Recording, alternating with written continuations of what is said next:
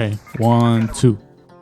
I think it's safe to say that arcraiders might be my favorite video game of 2025. Bro, I love this game so much, dude. I'm glad that I got this. Isn't it great?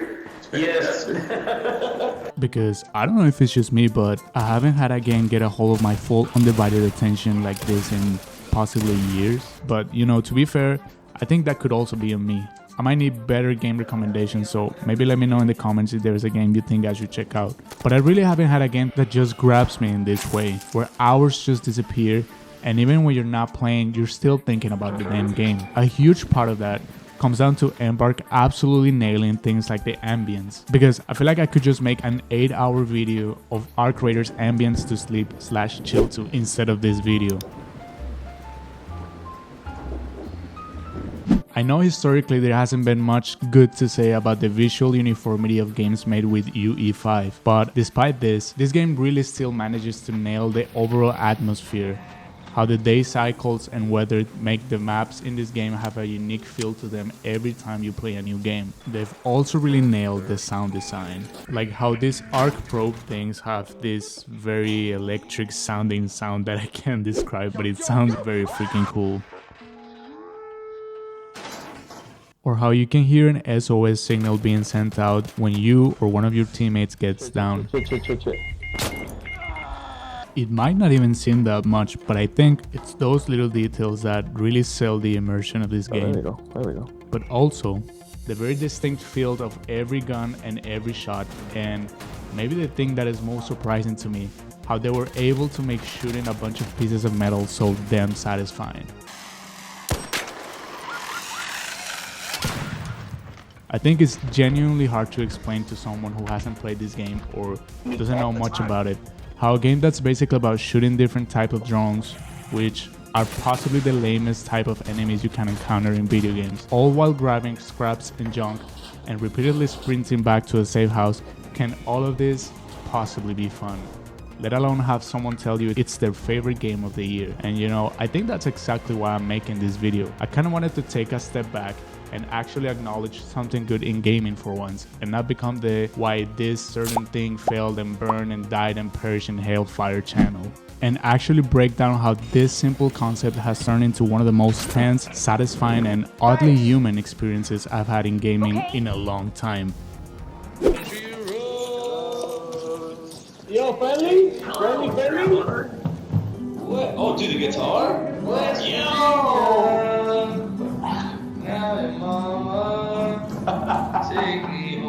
And it's a bit crazy to think that this was a game that was firstly announced to be yet another hero PvE shooter, but then quickly found its own identity during development and ended up as an extraction shooter with a very unique spin to it that became instantly popular. And nothing really competes with it right now. Like, Bungie really tried to make their own thing, but I tried it and in my opinion felt kind of flat in comparison, and it's very obvious they're trying to cash in a little bit on the popularity of Ark's formula. So I kind of wanted to discuss all of this, but also maybe talk about the challenges that it now faces, and maybe discuss if this is just one big social experiment.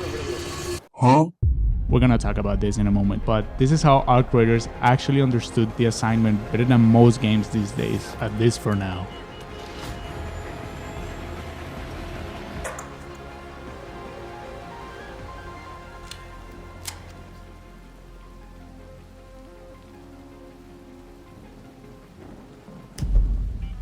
I'm making this video as I just clocked in a little over 100 hours on this thing, which in terms of the amount I used to play a few years ago doesn't sound like a lot.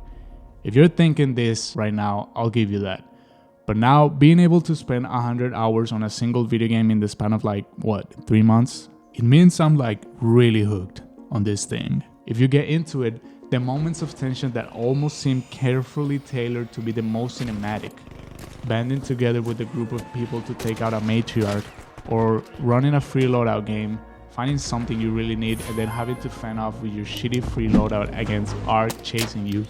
Maybe even they manage to down you after you run out of bullets at the last second, but still, in the end, successfully extracting back to Speranza. That's cinematic. But that's not all. I've not only spent time playing the game, but I've also spent time kind of lurking through the whole discourse around it, watching cool ass plays on IG Reels. Oh my god! run! Memes, and I've also spent an embarrassing amount of time going through all of the comments on this one specific video. Crazy conspiracy theories that you 100% believe about arcraiders, like how some people believe that the arcs are somehow powered by this crazy adaptive AI that learns from the player's behavior and has evolved with time and become more precise, and that they're somehow using this to train some real-life military tech AI.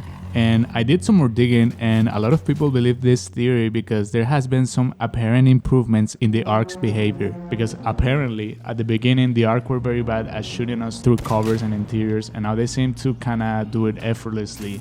And you know, I wasn't playing since the very beginning, so I can't really back this theory nor deny it. But another one that this comment said really caught my attention.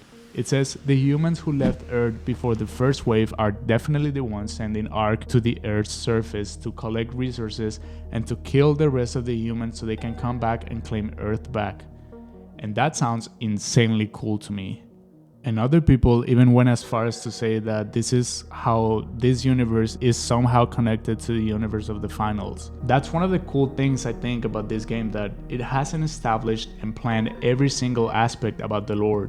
And you just have to go with what little information you have at the moment about what happened and why the world of this game is the way it is. But for all we know so far, according to the story and according to the codexes that can be found on the menu, the story so far is that we are in the 22nd century, and after a series of worldwide floods and earthquakes, humans were forced to live in makeshift communities underground.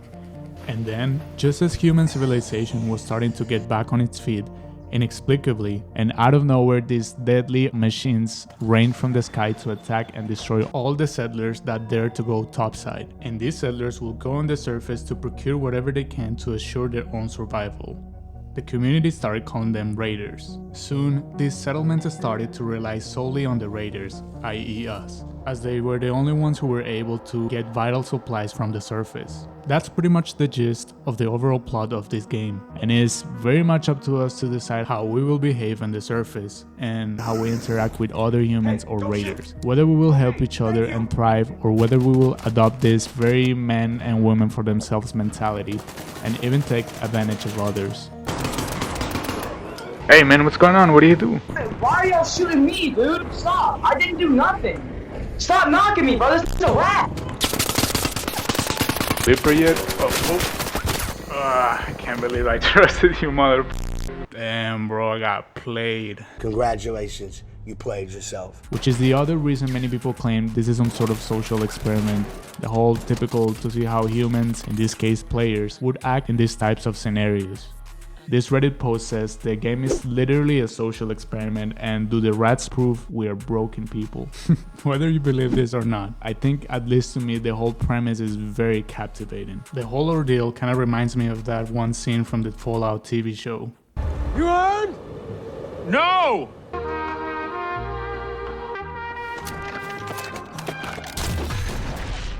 Which kind of begs the question of why isn't Fallout 76 exactly this same premise?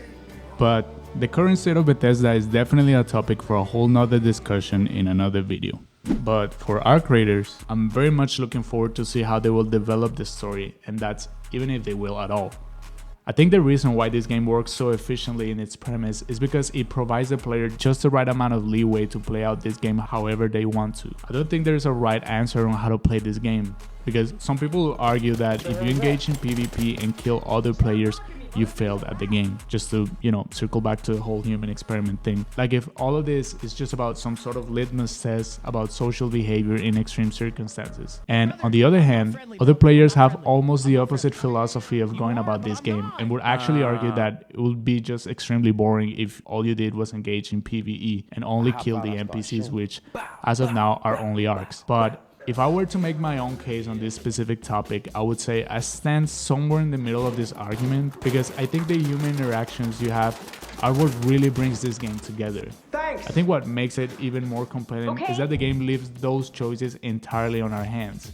Every time you encounter another player, there's this silent question hanging in the air. Do you cooperate and increase both of your chances of making it out? We're heading up to the control tower. Alright, bet. Yeah, what you boys doing? Trying to make sure we hit our trials. We just came back from Cold Snap. Well, yo, you guys, All right, we'll see you boys. around. Yeah, Dick for sure, Wiener? for sure. Dick Wiener, I remember you. Dick Wiener and Frank are the great. Or do you act in your own self-interest and take what they have? I think every interaction I've had on this game, whether positive or bad, has already made it into my mental list of absolute favorite gaming experiences of all times. Quick question, have you ever had your heart broken? Because if the answer is no, this game will absolutely do it for you. If you've played this game for more than, let's just say, a few hours, chances are the following has happened to you. Just imagine all your friends are offline and you have some time to spare, so you decide to run some free loadouts. Stella Montes runs. Goes without saying, but meaning no safe pocket. And in one of these runs, you find not one, but 2 weapon blueprints and some other stuff you need for projects. And right at the very end, you get knocked out by one of these fucking shredder things. But you know, you've made it, right? You can still extract, like I've shown you before. So, you know, you feel a little confident this was a good run, you think everything is all good, but right at the last minute, a raider shows up and decides to kill you and steal everything from you. Oh my Now god, that's bro, a heartbreaking come on. moment. Nah, I have to pull up in their DMs. This shit. Why, bro? They said I'm just a girl. Oh my god. On the other hand, it's very interesting that you're put kind of at a crossroads, because you have to decide if these experiences will change you and turn you into the dark side, and maybe eventually considering doing the same to others, or if you will continue to have faith in humanity and always abide by your moral principles. Whether you have good or bad interactions, whether you let those negative experiences harden you, or whether you continue choosing to trust people despite the risk, it all becomes a decision the game gives the player for them to carry into every raid. And that internal conflict ends up being far more impactful than anything the arcs themselves could ever do. Isn't that really interesting? But okay, this also brings me to one of the few things I feel just a little conflicted about the game. I know this might be a little bit of a hot take, because as much as I love what this game is doing, I think the whole friendly, hostile matchmaking system slightly undercuts the tension that makes everything else work so well. Hey, if you're friendly, I'm friendly as well. I'm just walking by crushing stuff. And it kinda even takes away from the experience, I guess. So I'm sure most of you know by now, but just for the few who don't, and real quick, this game has a matchmaking mechanism based on how you interact with other players. So if you're constantly hostile, you will be matched with also hostile players. And if you're friendly, you'll be put only with friendly players. There's a few interesting videos that are out there testing the matchmaking, so check those out if you'd like to know more about how that system works. And I say I'm conflicted because on one hand, I clearly understand the decision and I understand why this separate matchmaking exists. Don't get me wrong, I know it would be incredibly frustrating if you were just trying to complete a quest, or even if you're new to the game and kept getting streamrolled by hyper aggressive players that know they can just step on you. And I know for a fact there are some f***ing nasty rats in this game, man.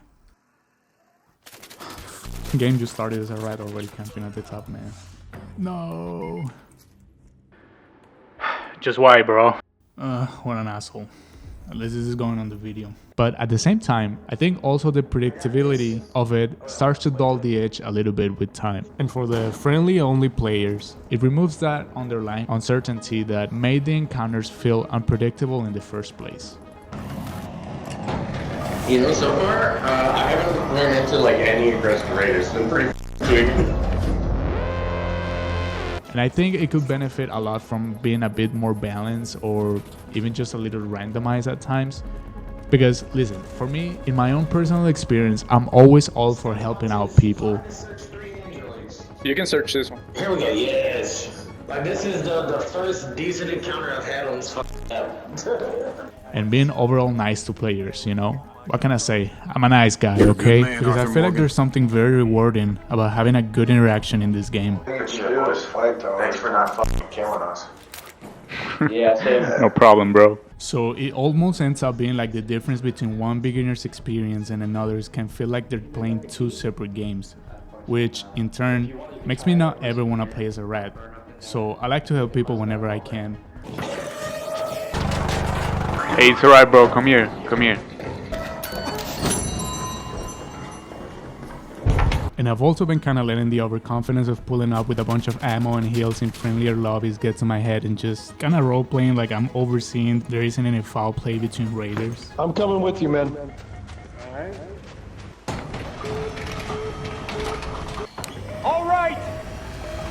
Or, you know, whenever I can, even helping people that are being rat on. Target neutralized. That party ass bitch! He's right here next to me, bro! He's right next to me, bro! It's alright, buddy. He's right here, he's right here! Hey, bro, come on, you were lighting me up. You were lighting me up. Bro, that's the game, bro. That's the game, bro. Ah! But you know, the downside of being Mr. Nice Guy all the time and being put in only friendly lobbies is that I've noticed that I don't really feel that risk anymore. Now, in contrast, if I start matchmaking with my homie Jerry, and he's the one who happens to be party leader and not me, I just know we're about to be put through some bullshit. Oh, he's right there! He's right there, no! And it just kind of became like the SpongeBob meme with the Duck versus Goofy Goober's ice cream party bowl. Man, I don't know if anybody follows any of my points with my weird ass references, but yeah, we get griefed hard. You need a bandage. There you go, buddy.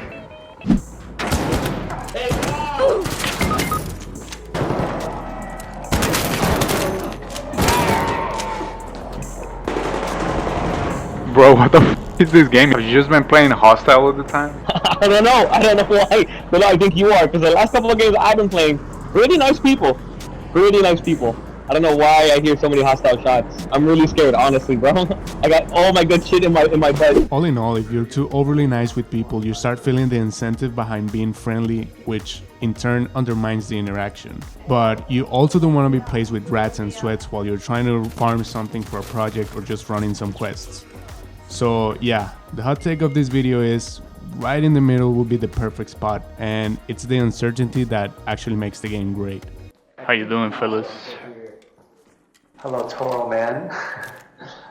Hey, don't shoot! I could wait if you want. Nah, bro, it's okay, it's okay. Aside from this, I think it's also very good that Arcraiders really feels like a game where the developers actually listen to their community. Like I saw the other day some news about how Embark Studios is reportedly planning to transform Speranza into a full walkable social hub after players ask for it. And if this really happens to be not just some unsubstantiated rumor, that honestly would be really cool if they do this while they also keep the fast menu screen option for those who just wanna keep kinda like the quick play aspect of the UI. But this for the people mentality that Embark Studios has when approaching their games wasn't really something that started with Arcraiders. I honestly didn't know much about them prior to this game, and I hadn't played the finals before Arcraiders came out, but it made a lot of sense when you find out that Embark Studios itself was founded in 2018 by former DICE leadership, including Patrick Sutherland, I hope I'm pronouncing his name right, who was the executive vice president at EA and one of the top leaders in charge of overseeing studios like DICE. Apparently, he had spent years helping shape the Battlefield franchise, but ultimately grew frustrated with the lack of creative freedom that comes with operating inside massive, risk-averse AAA pipelines, so he decided to found Embark Studios. Embark was born out of that frustration and a desire to break away from repetition and rediscover the kind of experimentation that large publishers rarely allow. And in many ways, Arcraiders feels like a direct response to the shortcomings of the traditional AAA model. It was, by all means, a project that was shaped by the sole intent of making a fun game and not by publishing yearly products to meet deadlines and appease shareholders. I made a whole video discussing that specific topic. I think you can also see it in the game. It reflects a studio trying to rebuild the creative process around flexibility, player-driven systems, and long-term evolution, and not some sort of proven rigid formula to maximize profit. Rather than chasing trends or protecting a legacy, Arcraiders represents what happens when experienced developers are given the space to question assumptions and rethink how games are designed, experienced, and allowed to grow. I think this breath of fresh air from developers putting forward new and innovating ideas and the massive support this game has received from the community sends a very important message to big studios in the industry, which I think is important to point out.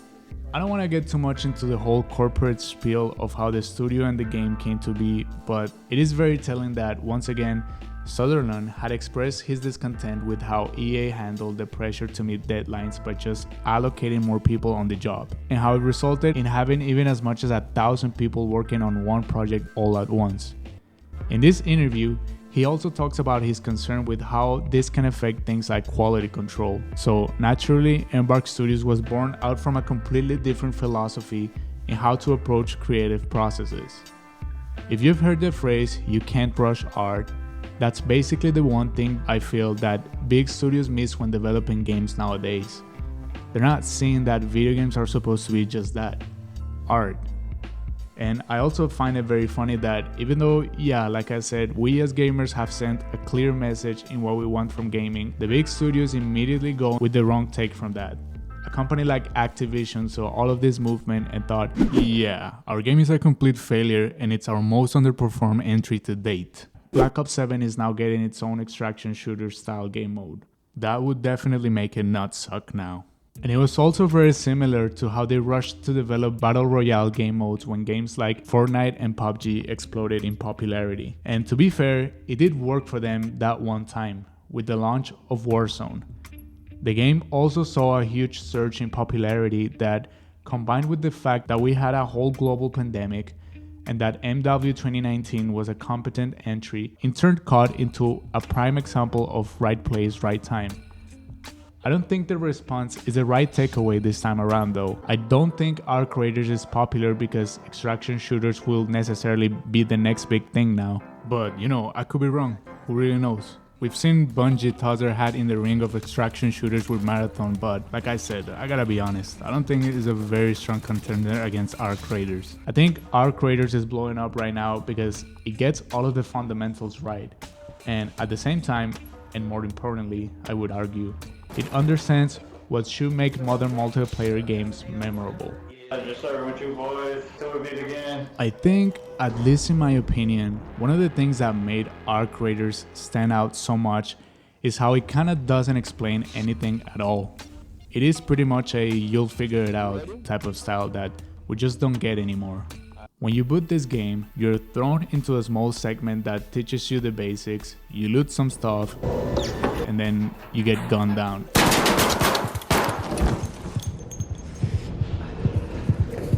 Told you someone was prying the door.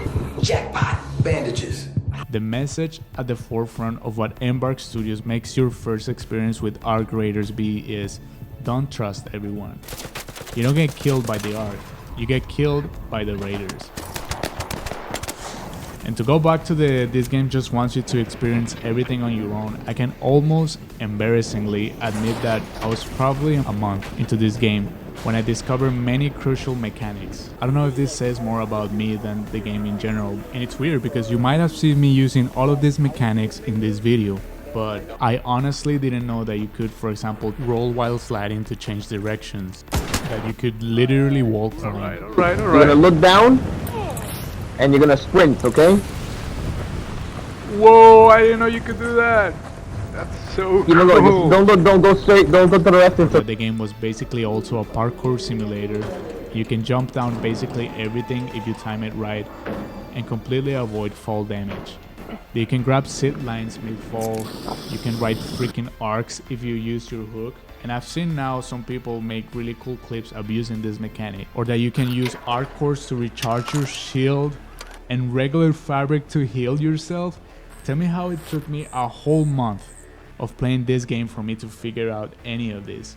But you know what, I kinda like how I didn't know any of that, because it really does reward you for just playing and eventually figuring it out. It rewards you in other ways aside from just completing the quests, because you just don't get rewarded by leveling up your raider and your workbenches. It literally rewards you with newfound skills you learn just by playing, earning coins and cool items. And speaking of the coins, that part, I think, by the way, is also done exceptionally well, because even though the game does contain, as with pretty much every game out right now, an embedded microtransaction system, the system in arcraiders, to be completely fair, isn't nearly as predatory, for lack of a better word, than other AAA systems like Call of Duty's. I'm sorry buddy, I'ma shit on you once again, and I genuinely feel bad for beating a dead horse I beat just a couple of months ago. I do. But look, I hope with these videos I'm not coming across as someone who believes companies shouldn't profit from the things they create, because that's not what I'm trying to convey at all. We know games cost time, talent, and enormous resources to make, and developers deserve to be compensated for that work. Therefore, I might make some people feel betrayed with this take, but I think microtransactions in themselves aren't inherently bad. Some of the most successful games today have built systems where players can jump in and enjoy the game for free, and only those who are more invested on the experience choose to support it through the cosmetic purchases. And when those purchases remain optional, when they don't create artificial disadvantages or distort the balance between players, which is what I've constantly criticized, they can definitely coexist with the integrity of the game. The problem has never been solely the monetization.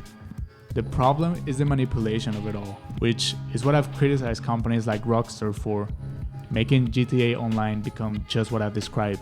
A bunch of systems of progression carefully designed to be as tedious as possible, just to then sell you the solution to the grind, and making shortcuts to obtain that solution in the form of microtransactions, or more recently, through a subscription service, and attempting to replicate it with Red Dead Online but failing miserably. But arcraiders is not free to play, and does not sustain itself solely from a microtransaction system.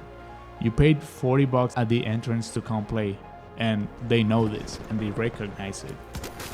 It's almost like there's already that agreement in place, an understanding that you've paid for a complete experience. And because of that, the presence of microtransactions doesn't feel like a necessity holding the game together, but rather what it should be, a supplement. And even so, there are still a lot of ways to earn coins used to purchase these cosmetics, and they even implement systems where you can unlock a whole lot more just by completing the quests and projects.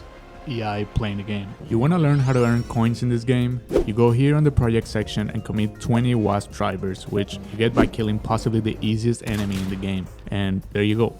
No battle pass and no subscription service. Or you can also get them in the deck section. Again, all you have to do is play. And speaking of the decks, some of these free to obtain, let's call them that, skins and cosmetics are often even better than the ones you can purchase in the store with coins anyway. I think that distinction matters, and I find it important to point out because it reinforces the sense that the game was designed to be engaging first and monetized second, and that they don't really seem to be pushing for paywalls or systems that feel like they were designed to inconvenience you just enough to make spending money feel like the obvious solution. Progression doesn't slow to a crawl unless you pay. Your inventory space, your ability to compete, your ability to enjoy the core loop, none of it feels artificially restricted. The store exists, but it doesn't dominate your attention.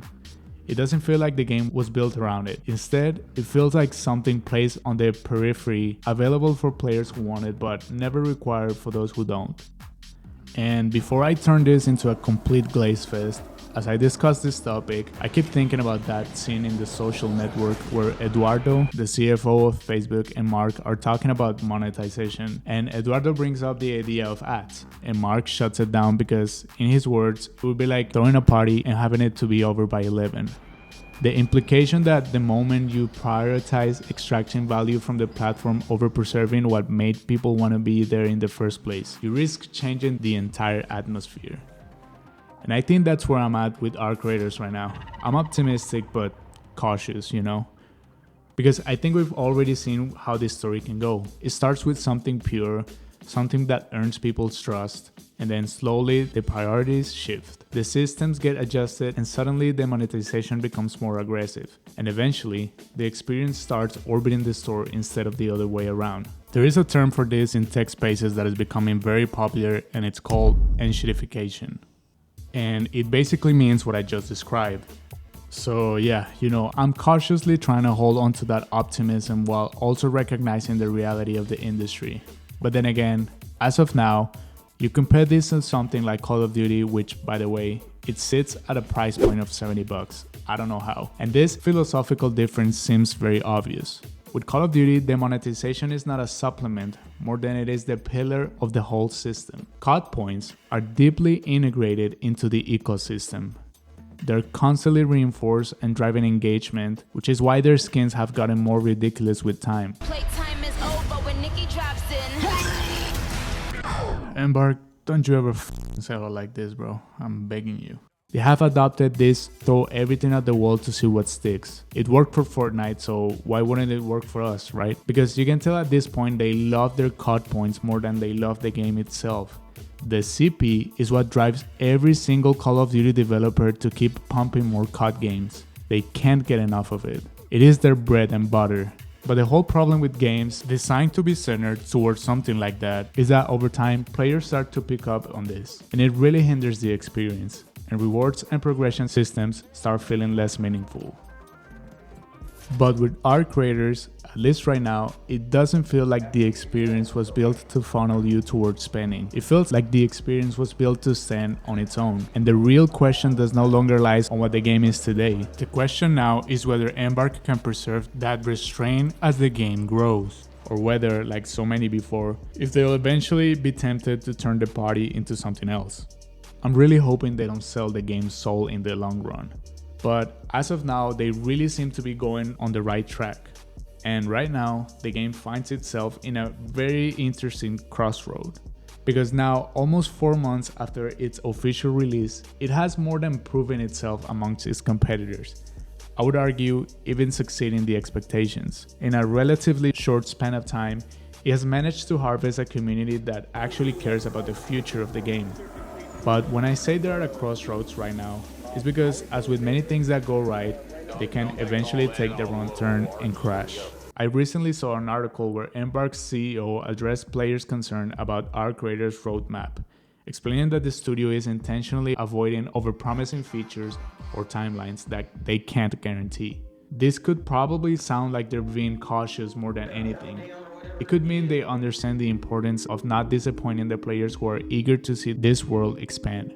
We all know how reputations can be completely destroyed by overpromising and just straight up lying in this industry. But having said all this, that restraint can also easily become stagnation, because as strong as the foundation is, arcraiders is still a living game, and living games need to evolve. That's if they really want to maintain the vitality that it currently has, or if for some reason they just built a game with a whole set of unique systems and environments that a huge number of people love just to let it die completely. Which, to be completely fair to you guys, we've also seen happen before. God damn you Rockstar for abandoning Red Dead. But for live games that intend to actually use the world they've created. In this day and age, there's only so many times you can walk the same routes, hear the same sounds, and extract from the same locations before the familiarity starts to chip away and the tension that made those moments special in the first place. The whole weather event with the candleberries during Christmas was really dope. I genuinely think they have what it takes to bring this game to a whole nother level. As I said before, the unpredictability is what defines this game, sure, but at the same time, it doesn't just come from the other players, it also comes from the world itself. And when that world stops changing, players inevitably adapt to it. They optimize it, they memorize it, and once that happens, the whole thing risks becoming routine. And now, guess what? Just about a week ago of me making this video, arcraiders popped their duplication glitch cherry. And I can imagine GTA looking at arcraiders and being like, first time? But in all seriousness, on the other side, I have talked in my previous video how the systems that Rockstar slowly drip-fed to GTA Online throughout the years have completely diminished the experience of what the game was initially. How it has exposed all of the systems for being very mechanic, the missions following a strict formula, and even talked about how Rockstar could find a way to break the repetition. But I know, I can do basic math. 13 years of content doesn't equate to only 4 months. It is way too early on this game's lifespan for me to clickbait a title like Arcraiders is dying. The downfall of Arcraiders. Arcraiders, the tragic story of wasted potential. Or something dramatic like that. That doesn't mean Embark should just rush content out just to keep people busy, but it does mean the game has enormous room to grow. New maps, new environmental conditions, which they did end up adding before I was able to finish this video, but you know, good for them. New enemy behaviors, new variables that force players to rethink their assumptions. Hell, even following up with the main story could be enough. I am dying to know more about this world, about what happened, and to see if the conspiracy theories about this game were true. Which, surprise, I guess it is, guys. You were right. This game is a Palantir social experiment to train military AI and to make Ark into a real thing, and we're all doomed. No, but in all seriousness, it has an immense amount of room to grow.